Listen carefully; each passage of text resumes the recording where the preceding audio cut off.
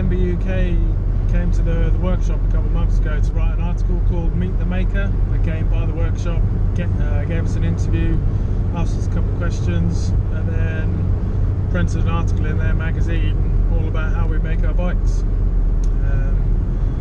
And then about 2 weeks before the Cycle Show at the NEC, they asked if they could borrow our full suspension, do it all trail destroyer, the Pinner, to have on their stand to advertise this article that they wrote for us. So obviously we jumped at the chance of that. What could be better than having one of our bikes on display at the Cycle Show NEC? It's a major show, probably one of the biggest in the UK. Great exposure for us and our brand. They asked if I could come up and spend some time on their stand, answer questions. Apparently there's been a load of interest in the frame the last couple of days, so they wanted me up there answering questions from all the public. Should be a pretty good day, I'm quite excited. We built our first hardtail frame, the Belter, in 2011. August 2011 was when the first prototype was ready to ride. And that was a downhill hardtail, 61-degree head angle with a 50mm bottom bracket drop. The reach was way longer than a lot of other hardtail frames at the time as well. Only 150mm travel as well, whereas most other hardtails were, you know, long travel hardtails, and they were going for 160, 170, that kind of thing. And then a year later we brought out the Ranger, which was sort of an all-mountain kind of enduro. Enduro was just sort of becoming a thing at the time, so we were bringing out this hardtail to go enduro racing. There was the Dudes of Hazard Spirit of Enduro race up in Kinlochleven. We wanted to go race that. Obviously the Belter being a downhill hardtail, we couldn't pedal back up the hill, so you know, we needed this downhill hardtail that we could pedal back to the top. So that's how the Ranger was born. But again, the geometry with that was pretty crazy, especially at the time. You know, an all-mountain hardtail with a 64-degree head angle and a 40mm bottom bracket drop with 26-inch wheels at the time was pretty far out there. And a lot of people thought that we were crazy. They were like, what are these guys up to? And we didn't really have a lot of credibility at the time as well. We'd only been making bikes in a shed for about 2 years.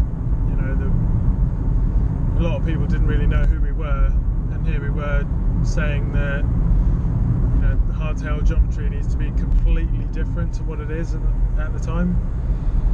And yeah, what's quite exciting about the NEC show this year is that there's a lot of hardtails that have taken influence from the Ranger. You know, there's a lot of hardtails this year that have got 64-degree head angles or thereabouts, you know, low bottom brackets, long reach. So both Tam and I are pretty happy about the fact that, you know, these huge companies like Orange, Identity and so forth are taking influence from bikes that we're building. You know, it's a confirmation to us that we are doing the right thing and we know what we're on about.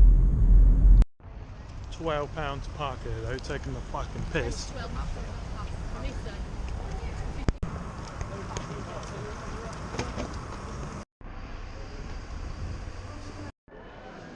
Here goes.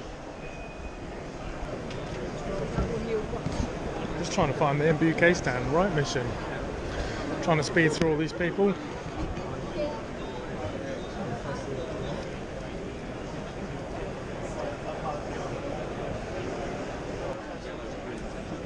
This is the guy who actually made this bike. Really? Get it the same colour as all your other bikes. Yeah. So not only have we got the Pinner on the MBUK stand, we've also got a Ranger on the Cranked magazine stand, so we're going to go have a look at that. Just got to find it.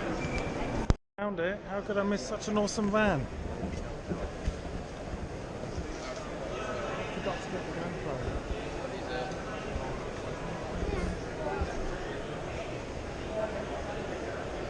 Charlie the Bike Monger, bit of a legend. A lot of people know who he is.